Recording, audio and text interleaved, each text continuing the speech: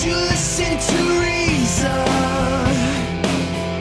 Will you open your eyes? It's a wonder what you'll find with an open mind. You may be surprised. Yeah, gotta get away from this illusion for the sake of the world. This delusion, it's gotta go.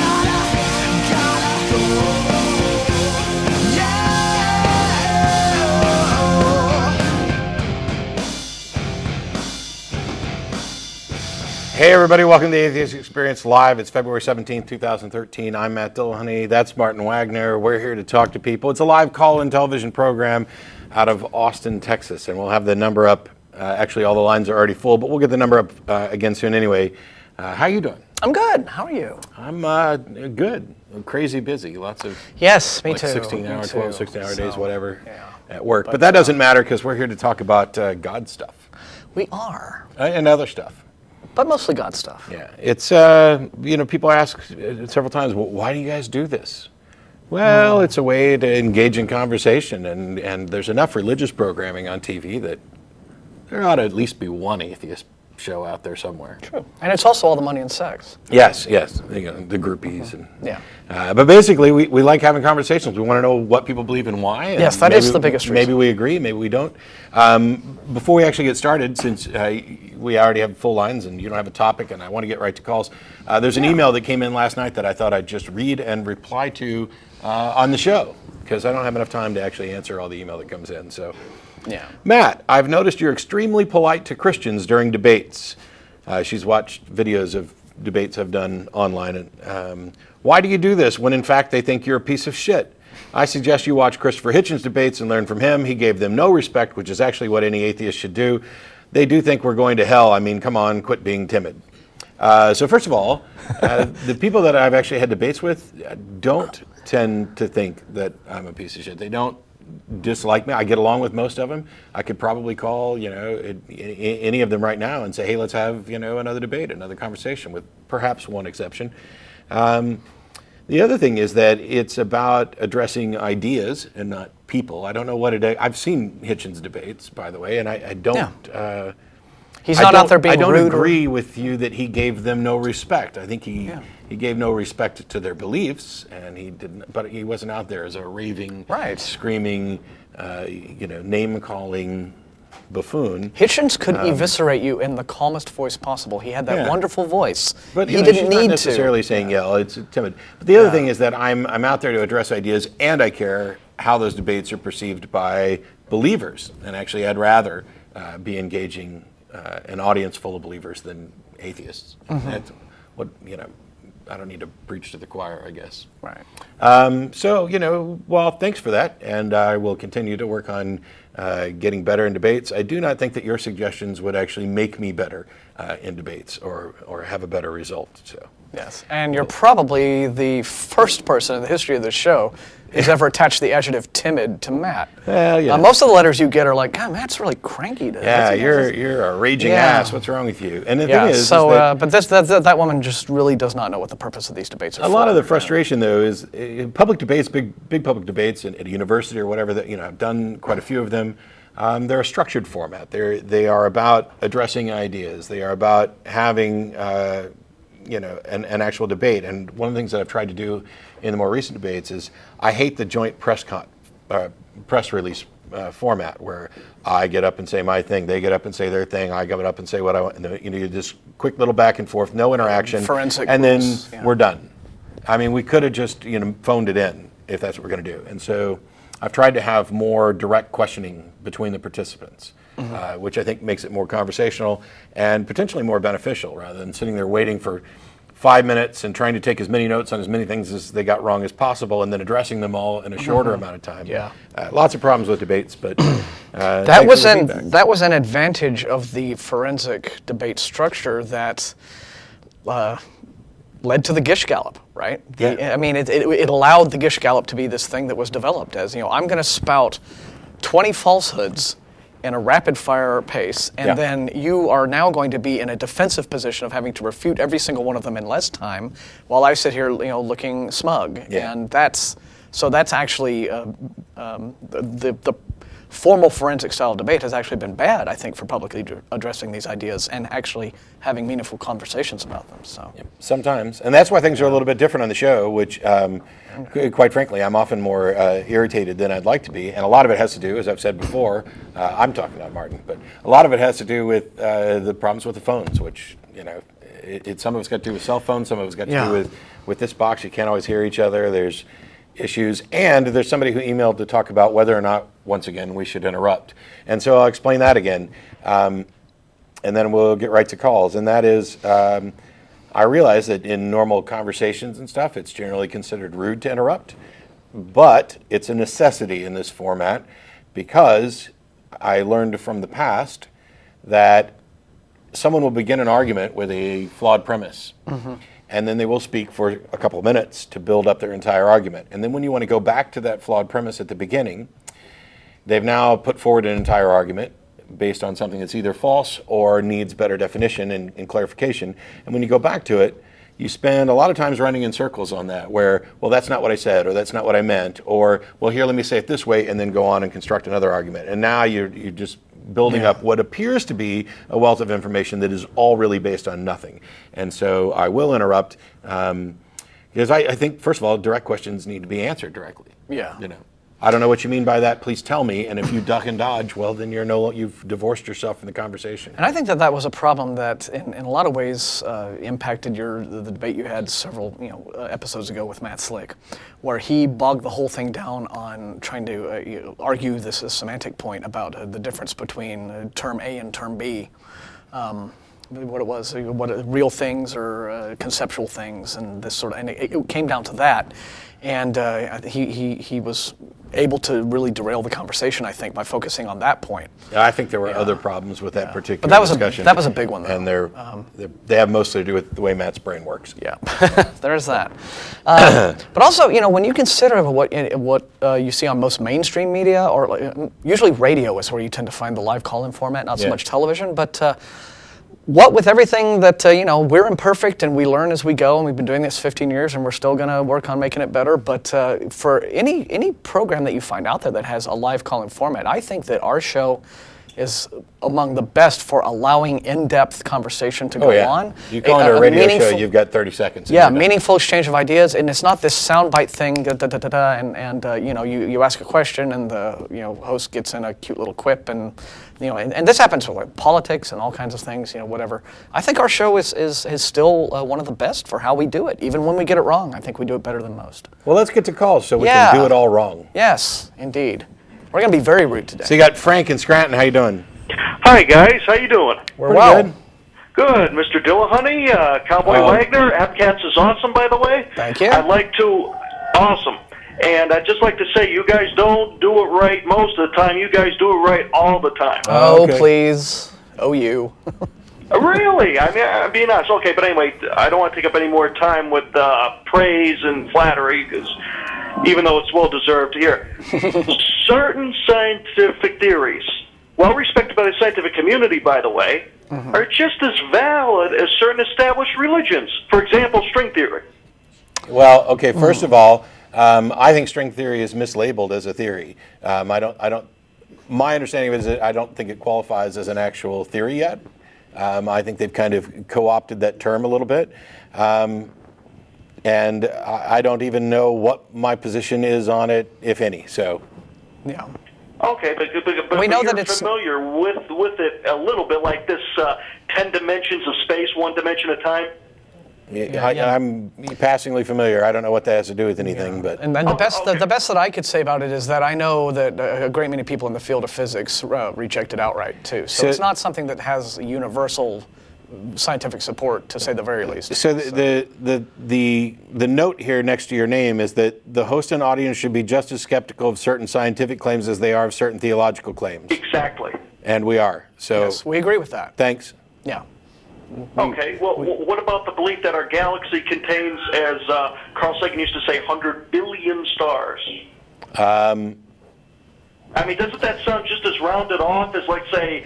Oh, well, It's not meant. It's Yeah. not meant to be an actual. It's not like there could. It's an estimate. He's saying there's not 100 billion and 4. It's not meant to be an exact number. When we say that the universe is, or the Earth's 4.5 billion years old, and the universe is 13.7 billion years old, that doesn't. This reminds me of the old joke. This guy's giving a tour of a museum, and it's an older gentleman, and he's walking people around. And they get to a dinosaur, and somebody says, "Hey, how old are those bones?" And he says, "Well, they're 63 million years, 63 million 14 years and 5 weeks." And they're like, "How did you date that like that?" "Well, I've been here 14 years and 5 weeks, and they told me it was 63 million years old when I worked here." That's when we say there's 100 billion stars in the galaxy. Of course, we're giving an estimate. It's not like we've actually counted them. Yeah. Okay, but is the distance from the Earth to the Sun an estimate as legitimate as the 100 billion stars? It is around. It's around 93 million miles. Yeah. Because there's a thing called perihelion and aphelion, where the Earth's orbit around the Sun is an ellipse, right? We know that. So there are times when the Earth is closer to the Sun than farther away, and so the 93 million mile figure is designed to be sort of an average. It's a mean distance. And it's just there. Yeah, I mean, yeah, that's very common. People do that all the time. You do average numbers just because they're easy to reference. But if you look it up on just Wikipedia, it'll tell you, about the Earth's, the distance from the Earth to the Sun, and astronomical units, and what they mean and how they're done. And so there's all kinds of shorthand. But the people who come up with these figures know this, and they're very clear about that these are estimated figures. Would you say that Wikipedia is a valid source, though? Well, it's for general use. If it has references that you can go out and look further. I'm not. See, your point was originally about we should be skeptical of scientific claims as well. We are, but what you're objecting to are things that don't make any sense. Yeah, they're very hair-splitting details about things. It's not like I have this firm belief that there's exactly 100 billion stars in the Milky Way galaxy. I mean, that's not it at all. There seems to be like a gross conceptual error here. Yeah. Okay, because I said I am a theist, but I'm more so of you say free thinkers, but are free thinkers only people who think just like you? No. No. Well, there are disagreements amongst freethinkers. I don't know. Oh, well, believe me, I know a lot of freethinkers that I do not see eye to eye on a great many things. But you know what? That's what it means to be a free thinker, is that you think for yourself about issues. And whatever it is that is meaningful to you. You form your own ideas. Right. Exactly. Now, those ideas may be good, or they may be bad. They may be founded on the solid facts, or they may be founded on informed opinion or uninformed opinion, but setting aside free thinking and just talking about, for example, skepticism. I have very specific views about skepticism, and that doesn't mean that everybody who identifies as a skeptic necessarily agrees. I for one, hold the view that skepticism necessarily leads to atheism, and I think I can demonstrate that. And that there are a number of skeptics who don't think that, and it baffles me. And I'd love to have a conversation as to why they think that is, because somebody is misusing terms. Because to me, the proper application of skepticism does lead to positions. In the same way that isn't a theist as valid as, let's say, a Gnostic atheist? Because I went to your Iron Cherry, it's an excellent site, and it talks about the difference between a agnostic atheist and a Gnostic atheist. And wouldn't agnostic atheist be just as, I don't want to say foolish, but as a theist? Potentially. It depends on your definition of knowledge. And that's, we're like way out in left field here. But when it comes to, isn't a theist just as valid? I mean, everything about the terminology and everything about what you're communicating is just like a half step off. The theism is this position that a God exists. And my position is that a critical examination of the evidence has not provided us with sufficient evidence to justify that belief. Therefore, you cannot be rationally justified if you're a theist. Unless, you would need to be able to demonstrate some evidence that nobody's been able to demonstrate. Well, wouldn't somebody also be lacking sufficient evidence to be a Gnostic, period? Whether they be a Gnostic theist, Gnostic atheist? As I said, that depends entirely on what you mean by what the definition of knowledge is. And it's not it's not even a concern. Oh, so I don't really care whether or not somebody claims to know something. What I care is whether or not they claim to believe it, because we don't wait until we have knowledge to act. We act in accordance with our beliefs. And so knowledge is a subset of belief. In some philosophical circles, it's been defined as justified true belief. I have my objections to that one. I've run with the definition where you can believe things to varying degrees of certainty, and knowledge, in a colloquial sense, is belief to such a high degree of certainty that it would be worldview altering to discover that it's wrong. But I don't care if you say you know. I mean, if you say you know something, all you've really told me is, I really, really, really, really, really believe this. And all I care about is whether or not you actually believe it and whether or not that belief is justified. Well, I'm surprised in the scientific community that certain people create their own definition of the word nothing, like Lawrence Krauss, for example, whom you recommended. It's not him creating his own definition of nothing. The fact is that in different circles, words have been used in different ways. Have you looked in a dictionary and seen like number 1, number 2, number 3, number 4? Those are different usages of a term. Of course. Yeah. It's not like somebody invented this. For example, the word theory. One objection that you will hear anti-evolutionists and creationists make to evolution is they will say, yes, but it's only a theory. And of course, what they misunderstand is that in everyday life, for example, theory, if you're just using it in a colloquial sense, means I have a feeling about something, or I'm just guessing here, but ... But in the scientific world, they don't use theory in that. That's not what theory means. A theory in science is not a word you get to call your idea until you can back it up with such a solid body of evidence that if your peers review your work, they're able independently to come to the same conclusions that you are. So in science, a theory has to be a very, very solidly supported, evidentially supported idea, which is much, much different than, if you and I were just talking and say, I have a theory about why this, my favorite, baseball team sucked this season, or why, it's different from I'm just guessing in science. So it's the same thing, as I understand, in the world of physics, for example.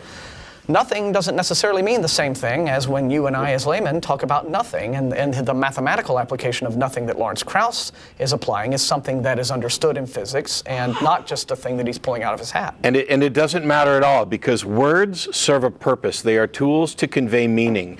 And you can make up whatever word you want, or you can use whatever word you want, as long as you are clear about what you mean in that context. And so it's not that physicists are just running around co-opting nothing or changing the meaning of nothing. They could have used any number of words, as long as the communication is effective. And when they're communicating with peers, it is. It's when you get outside of the localized jargon that people tend to get confused about those things.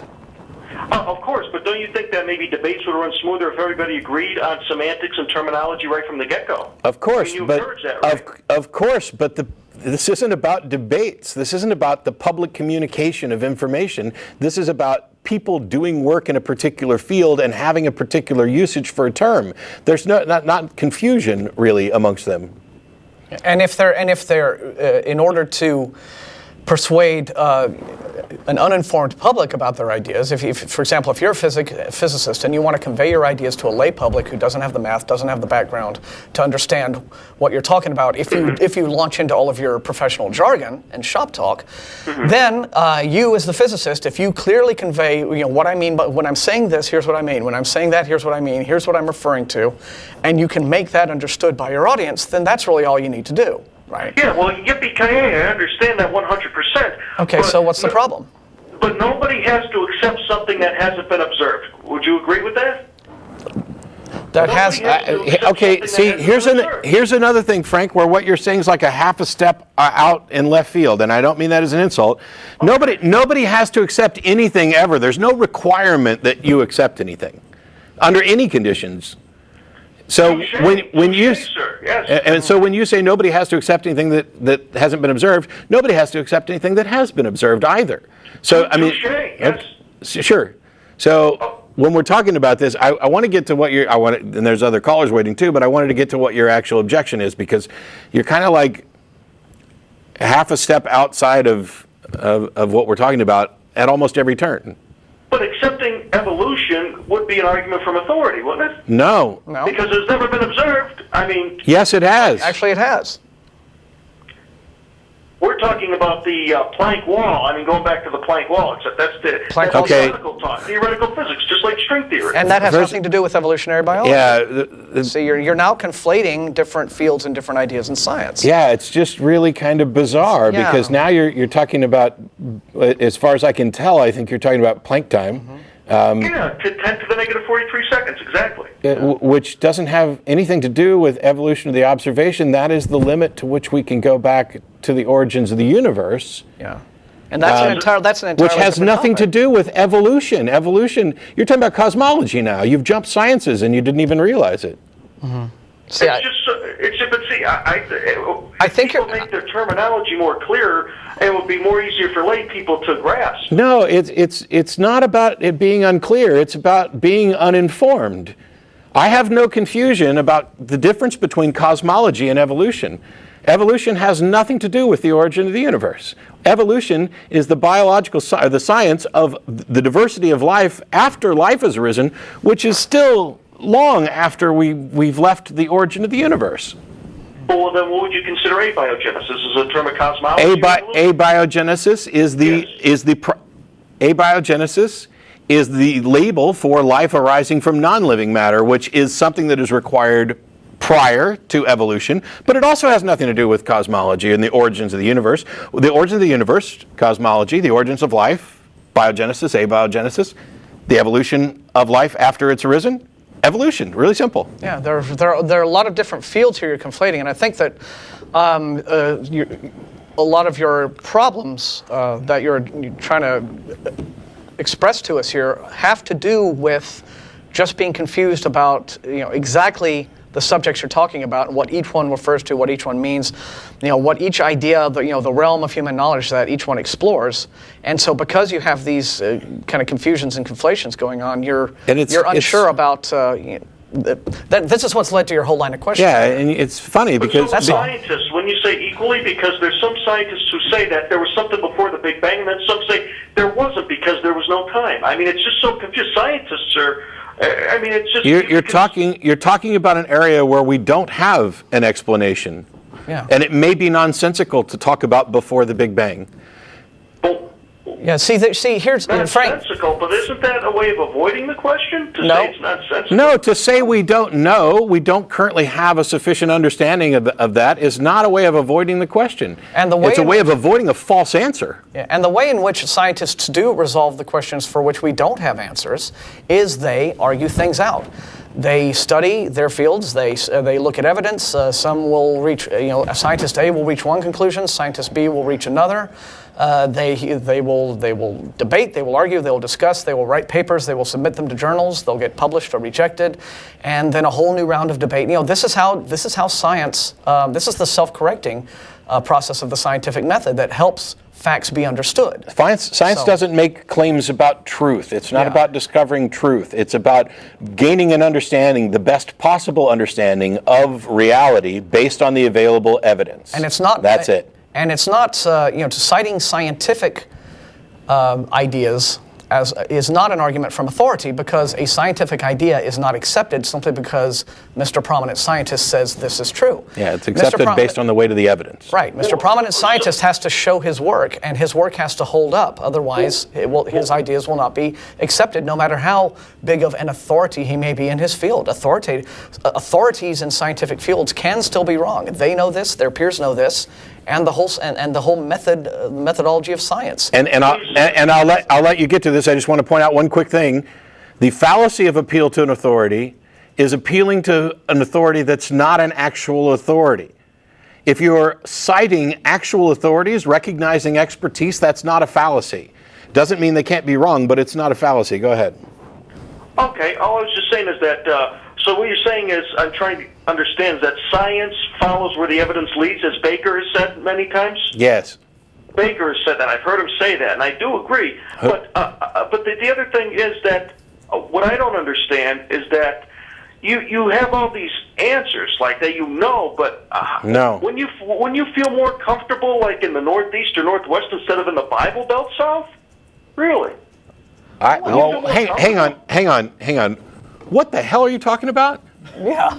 I mean, you're in Bible Belt redneck country. You don't think you atheists, wouldn't you feel more comfortable in the Northeast or Northwest? Frank, I mean, come on. Frank, first of all, somehow or another we jumped topics. You went from an assertion that we know things, and I reject that. The claim you're not claiming it, and then you went to, wouldn't we be more comfortable in the Northeast? Yeah, what's that?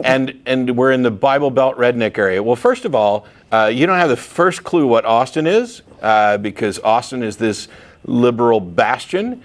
It's not Texas. Second of all, it's not in Texas. It's in Texas. Capital of Texas. So now, Frank. You said that it's not Texas. Frank, I said Austin.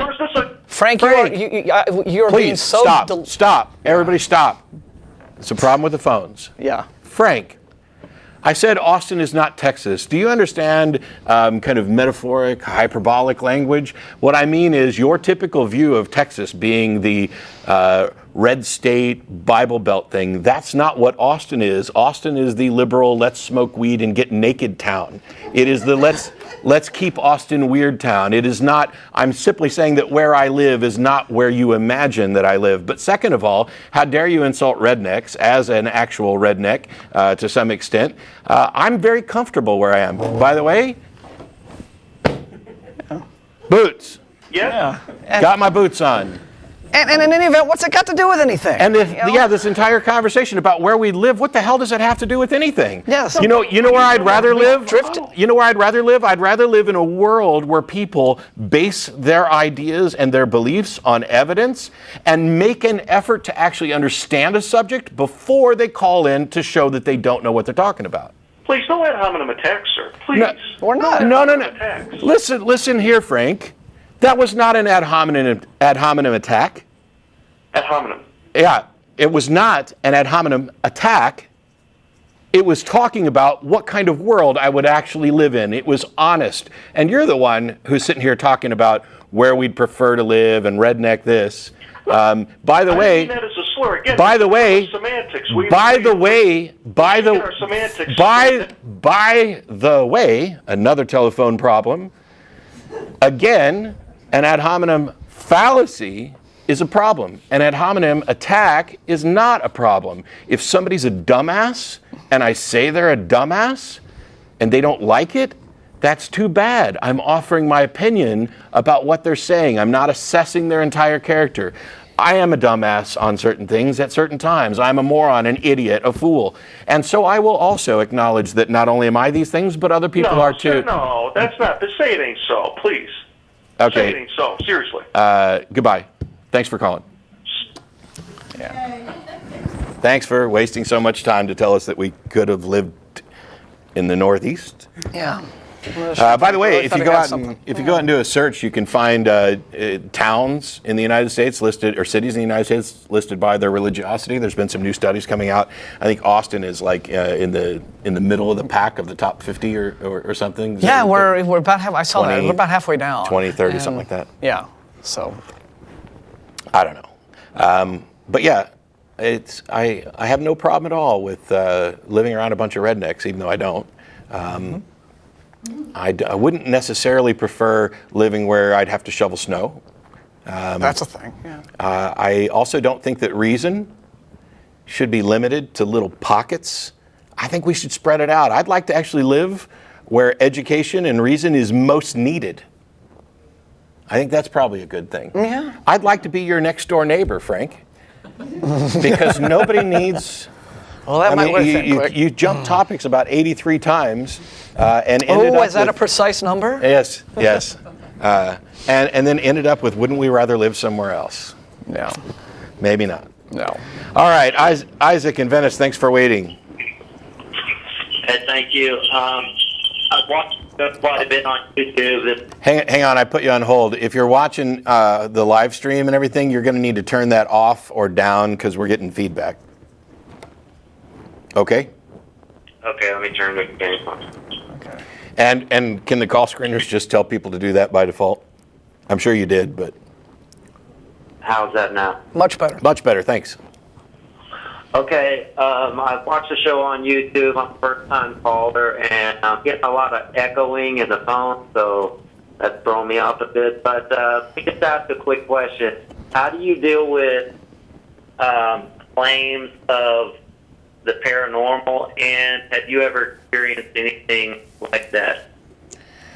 Okay. Wow, that's different from what it said we were going to talk about. But so I just did a talk at the North Texas Secular Student Conference a little bit about testability and about claims of the paranormal. The James Randi Educational Foundation has a $1 million prize offered to anybody who can demonstrate a paranormal / supernatural phenomenon. There's a difference between the phenomenon that manifests and the cause for the phenomenon. So it's one of those things of, let's say that I claim that I have this supernatural ability to predict a die roll. So the odds are 1 in 6 of any specific number coming up, and I can predict the die roll 90% of the time over really long strings of rolls. That's something that we would look at as extraordinary.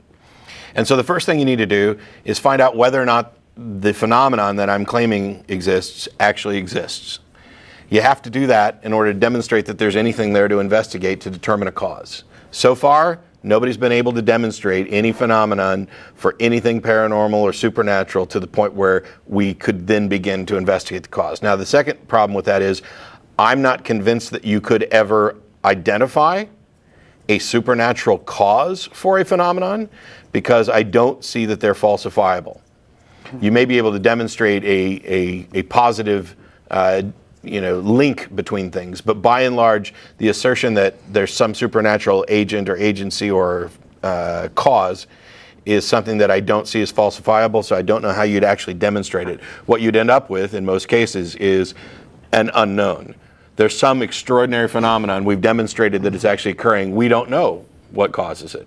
Yeah, and I would go, I would add to that by saying that first off, I've never really had a clear definition of from people who believe in this sort of thing of what the word supernatural actually means. In the same way that I speak to people who use words like spiritual, and I ask them what that. Offer a definition? Well, hang on. Well, you can. Let me just go ahead and finish my point real quick, though. Building on what Matt said, what I would say is that if we ever encountered evidence of what people commonly refer to as a supernatural entity, let's say ghosts, right? Let's say that we come down with some really hard evidence of ghosts, like it's very, you can confirm it, we can get repeatable results. There's ghosts, they're really there. We've got one. It's solid. Well, that would not be scientific evidence of the supernatural. What that would mean is that there is something else new, there is something new about our natural world that we now know about. For example, ghosts would become something, they would become part of our natural world. They would become an undiscovered part of nature that we have now discovered. Well, in the same way that,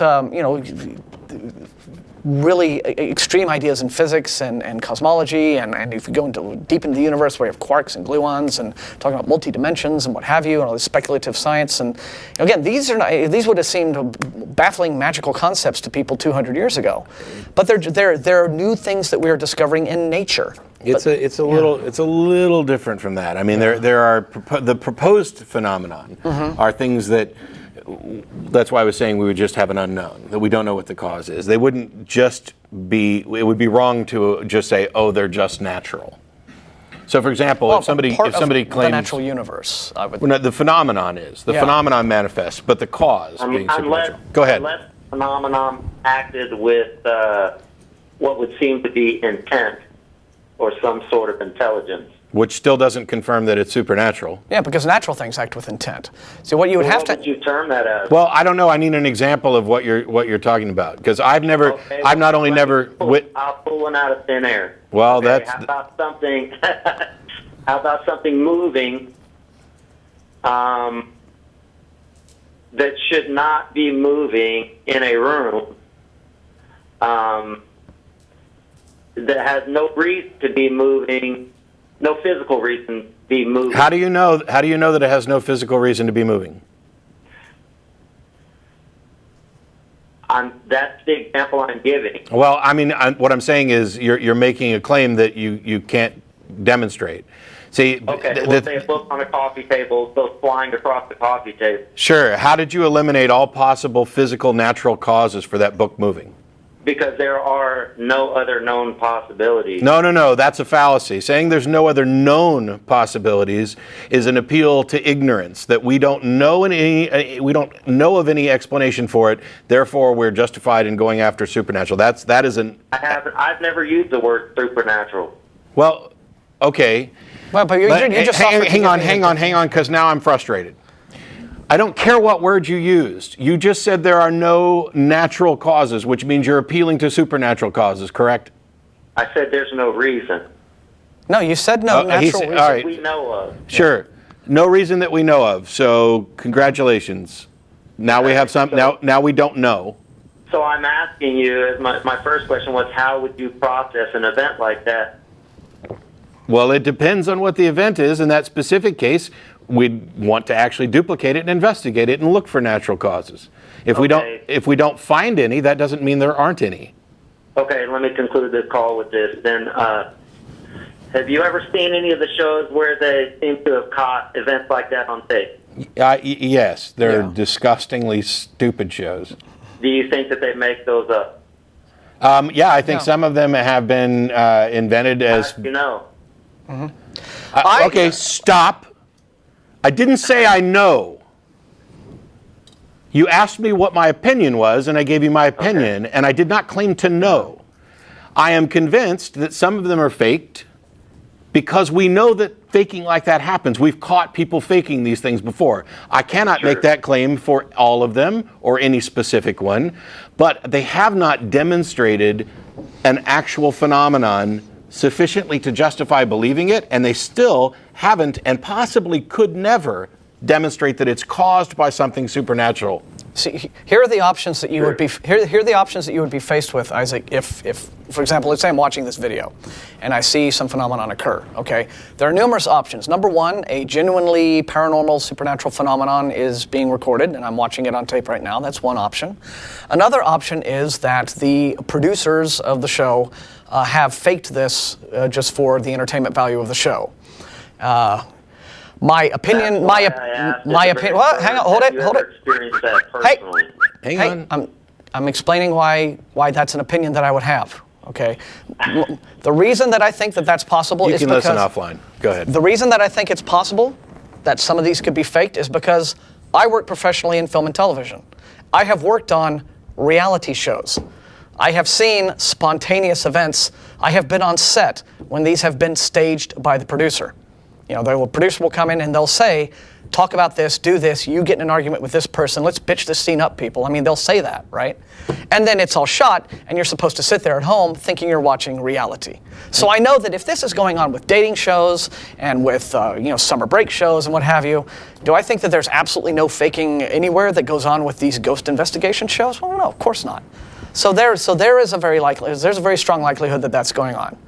Secondly, secondly, I'm on to my third now. Third possibility is that we are simply witnessing a natural phenomenon that doesn't have an immediately good explanation or that we don't know the explanation for, and it's simply being interpreted through the filters of the people doing the show in such a way to make it seem supernatural. This is a thing called confirmation bias. If you go to a haunted house with a bunch of video cameras and equipment and you're damn determined to find a ghost, guess what? You're going to be finding ghosts all night. They're going to be dancing through the halls. You're going to hear a shutter bang and go, there's a ghost. You're going to hear a pipe creak and go, there's a ghost. You're going to hear a mouse in the walls and go, there's a mouse ghost. You know, people who produce these shows are people who want there to be ghosts.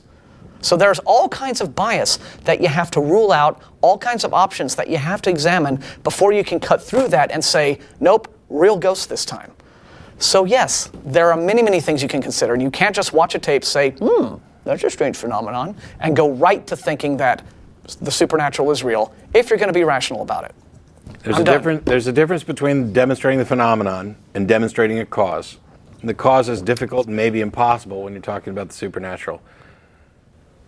Not knowing, not having an explanation means that your answer is, I don't know. Yeah. That's the answer. Yeah. And by the way, to kind of angle off of Martin's thing with regard to TV, you know those shows, it's like, will they find the Loch Ness Monster this week? No, because it was filmed 6 months ago, and if there was anything real to it, it would have been news everywhere. We wouldn't have had to wait for the advertisement for this show. Yeah.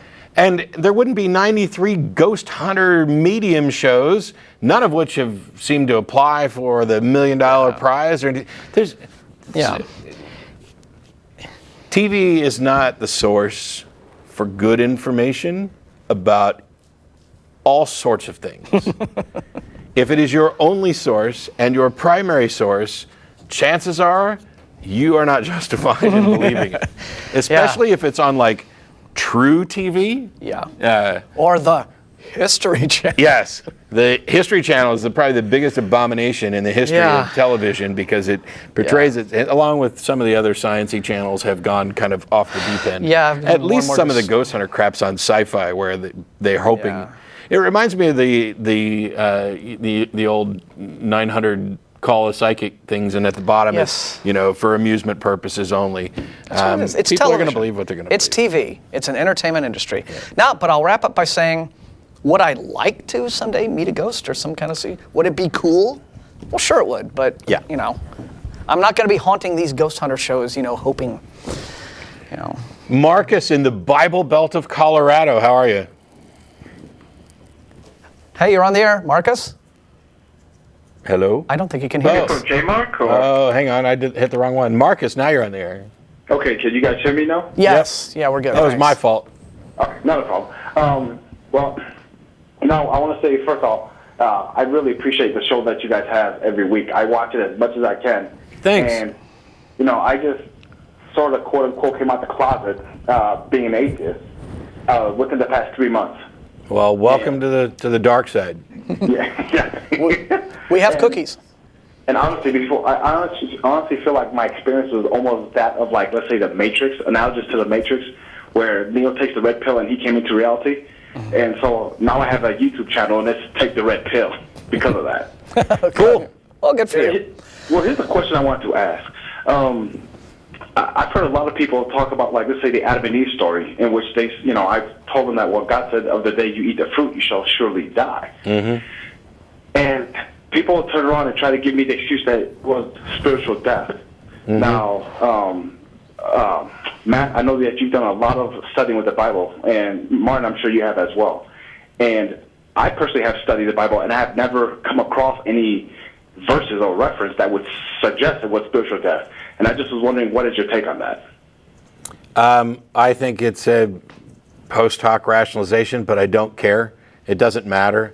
None of it happened, and whether it was a real death or a spiritual death, it's still a story, and it's still patently absurd. Don't eat this fruit, or you'll get knowledge of good and evil. Don't eat this fruit, or you'll live forever. If you eat this fruit, on the day you eat it, you'll surely die. Up until recently, that's not true. It doesn't matter to me how they want to interpret it. It doesn't change how absurd it is. I have no way of knowing whether the original author was stupid enough to both simultaneously mean that they were going to die on that day and then write that they kept on living, or whether the original author, this is partly where they get this from, had another meaning that we don't understand or that we didn't understand, because it's stupid to say on the day you eat it you'll die and then the next day you're alive, because if there were certain apologetics that said, well, God changed his mind and decided not to kill them, and then there are others that say it's a spiritual death, and I don't care because it's not true. Apologists have this word called hermeneutics, which is a $20 word that means spin. Yeah. Which is every time every time that you point something out in the Bible that's absurd or contradictory or that just doesn't seem to make a whole lot of sense, they'll say, "Oh, well, you're not interpreting the Bible properly." And by this, they hope to sort of catch you out and say, "Oh, well, you poor fellow, of course you haven't simply studied God's Word as much as you should, and the more you study God's Word and be a loyal, believing Christian, et cetera, you will come into this knowledge." Right. What they are forgetting, what they're not really addressing is, if John 3:16 is true, if God so loved us, he wanted to all to be saved and living with him in paradise and heaven forever, why did he arrange to have his holy book the document in which his word is made manifest unto man, be this confused mishmash of texts ranging several centuries, cobbled together by several more centuries of ecclesiastical arguing and editing and rewriting and re-editing and re-rewriting and re-editing, which at the end of the day has to be interpreted all to hell and back to make any sense at all. Why would an all-powerful being need this book that requires wild interpretation to be understood? I think the appeal to the Bible is probably one of the biggest demonstrations that the Christian God does not and could not exist, because they give him credit for a particular wisdom and sagacity that is betrayed by not only the character in the Bible, but the fact that the Bible exists at all. The fact that a being of that much intelligence would choose to convey the most important message in a medium like text in ancient languages, or in languages that he knows are going to die off and be difficult interpreting. It is they think their God is just bizarrely stupid, and I think I'd prefer a God that was intelligent. Yeah, I definitely agree. Hey, could I ask you one other quick question? Sure. Okay, we're trying to get something set up almost like the way you guys do over there in the ACA, because we think it's awesome. And what would you suggest, like I go research on my first step into implementing that? To get a group or the TV show or what? Well, I'm sorry, TV show. You need to find out whether or not you've got public access TV in your area and what the restrictions are, because public access TV is dying, and not all of them allow you to do live shows, not all of them allow you to take live calls. But you don't even need it anymore, because nowadays we have we have Google. I'm sorry, That's all right. Okay, I'm sorry. No. I mean, that was the next. You thing were I was gonna going say. there. Well, we just great minds, right? Yeah, you can just do it online. You got podcasts, you've got Google Hangouts, you've got web TV. I just last week there's a wonderful show out of the UK, Trolling with Logic, who kind of do what we do. So it's you can do all this what we do here online. Start free and cheap. Yeah. Or start as cheaply as possible. Get a webcam. Find out some people who are interested. Give it a go. See if you got an audience. See if there's interest. And if you just want to meet and hook up with other atheists in your area too, the way to just start that is through meetups and social hangouts. Trust me, I started that already. Oh, good. Yeah. Okay. We're spreading pretty fast. Yeah. Well, there's already. I was just up in Denver not too long ago. There's a pretty good atheist community in Colorado Springs, and I find that that's the case everywhere. The more deeply inside of the Bible Belt and its buckles and studs that you get, right, the more atheist and the more vocal the atheist groups are. Yeah. All right. Cool. Thanks for calling, Marcus. I really appreciate you. Yeah, we really appreciate the call. All right. And Ronald in Indianapolis. Oh, how are you doing? Pretty good. Just fine. Wonderful show. I've got to give my accolades to you guys, and I had a question about what was your opinion on meditation as an atheist? What's going on? Is this Ronald? Yes, this is Ronald. Okay. Can you hear me? Yeah, no, I'm just confused because all day long the topic listed has been completely different from what the people are talking about when they get on the air. But that's okay. If you want to. Well, I'm just adding that. I mean, I'll explain my position, but you've had so much going on with your conversations with the other callers that I'm trying to slow things down a little bit and let you guys breathe. Yeah, it's just weird here because it says the universe was created by a scientific process, not a God process, okay, so far as we can tell, it's definitely a naturalistic process, and we don't have any reason to assert a God. So cool, I agree. We're done with that. Meditation.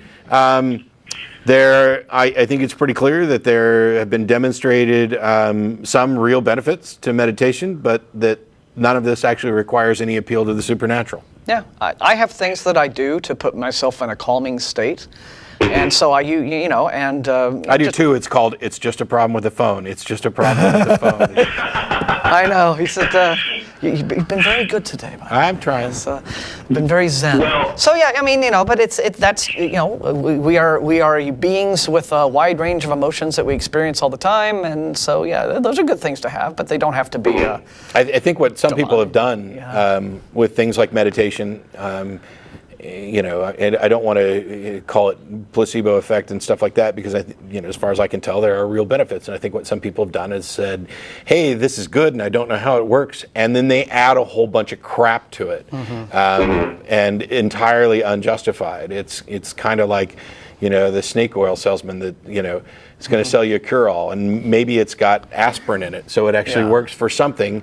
And no, this is awesome, and it'll grow your limbs back, and it just won't. I think it's an example of the same kind of confirmation bias that I was just talking about with our previous caller, where if you are someone who believes in a loving God, if you are someone who believes in nirvana, if you are someone who believes that you have chakras, and whatever thing that you do in your life that puts you in an emotionally stable and comfortable place, you'll attribute that to those things. There's a lot of this that comes down to, hey, wouldn't it be cool if, very quickly, for some people, turns into, oh, this is true. And it begins with these ideas that there is because we each have our own subjective experience within reality, that therefore we have something that's, well, it's true for me. No. There's truth.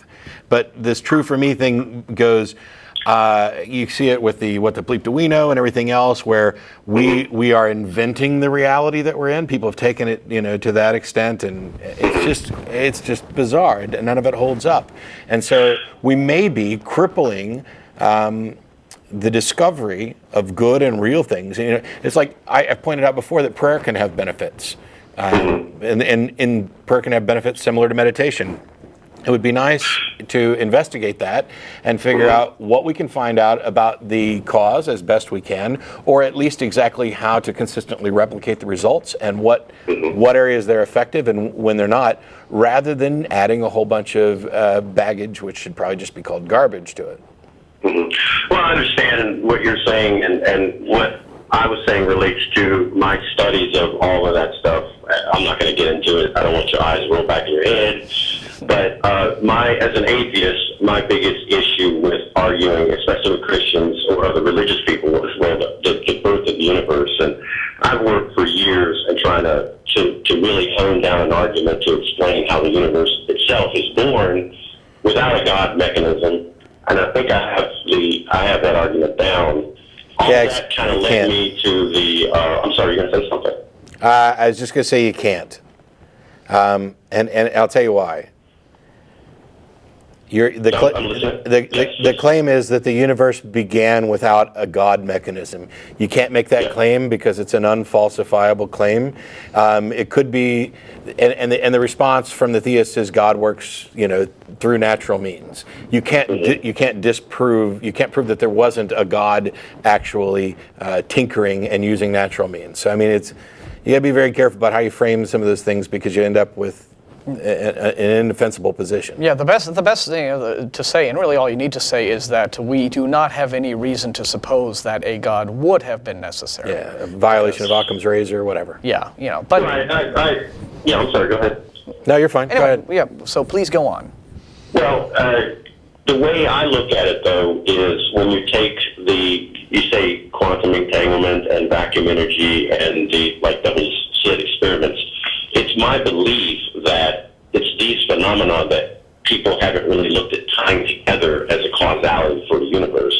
I think the universe has left clues to how it essentially replicates itself. And I think it's looking at the overall, examples that are left that are basically what we look at as scientific mystery, because scientists really don't understand the why behind these things. And that's where my studies have come in, is to say, when you ask the question, what is consciousness? Really, the truth of consciousness, it only really has four choices. And you could call that a qubit, essentially, which is yes, no, both, and neither. And all the conscious choices we make as human beings are based around that. And when I say you can have two simultaneous states at the same time, as a human being, of course, I'm sure you've laughed so hard you've cried. That's occupying a simultaneous state. So no, it's not. I'm sorry? No, it's not. Okay, well, then, how do you see that then? Well, to the extent that I understand what you've done, because you went off in all kinds of directions, and as soon as people start throwing out quantum, I just have to swallow the vomit.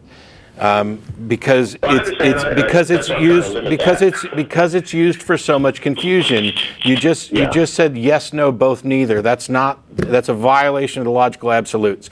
This is a category mistake to say that you're to go to human reactions and say you laugh till you cry. So you're simultaneously in a laugh state and a cry state. Well, those two states aren't mutually exclusive. The contradiction would be to both in a laugh state and not in a laugh state. That is a true dichotomy. Laugh and cry is not a true dichotomy. And so this is where people get confused. They think that the logical absolutes, they think true and false is a true dichotomy. True and false is not a true dichotomy. True and not true is the dichotomy. True and false only applies to statements whose truth value can be assessed. And so a statement is either true or not true. There is no both or neither. Well, then my question is, since we're there, how do you view that scientists have witnessed particles either in a simultaneous state or two different states? Or occupying the same state, if you will. Because those are not true dichotomies.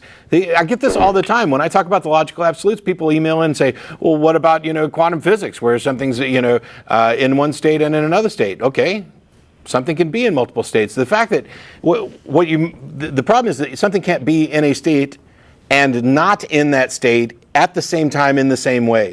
And when we've observed things that appear to be this way, it's come down to our inability to accurately understand and model this. It's not a violation of the laws of thought. And actually the laws of thought, they're the truisms. They're not something that you would violate. They're not prescriptive laws. But now we are way out there. And there's one more call I want to get to. And there's only like 2 minutes left on the show. So we'll have to save it for another time. Okay, sounds good. But we do appreciate the call, man. Thanks. All right, thank you. There are people whose ears were bleeding already from tag and stuff. Cameron, we've only got about a minute left, so if you can get to your question really quick, I'd appreciate it. If not, we'll have to take it on another show. Okay. Well, I was basically just calling in to find out, what's your standpoint and beliefs, basically. Like, what do you believe? I believe... me personally, I'm a born-again Christian. Yeah, I used to be one of those. I don't believe that anymore, but I believe many of the same things I've always believed. And what is that? It's hard to say because I don't know what, I believe that the Earth is an oblate spheroid. I believe that the Earth orbits the sun. Things about facts, stuff like that, but that's not what you're asking. Yeah, I think... I believe... Oh, sorry, we are completely out of time. Well, I gotta let you go. Send an email to tv@atheist-community.org or call back in next week sometime before the show's over. Try to get a more detailed answers to you. If you hang on, I'll take this after the show's over. Thanks. Okay. We'll be back next week. Thanks, bye-bye. everyone. So long. And sorry to the callers we didn't get to.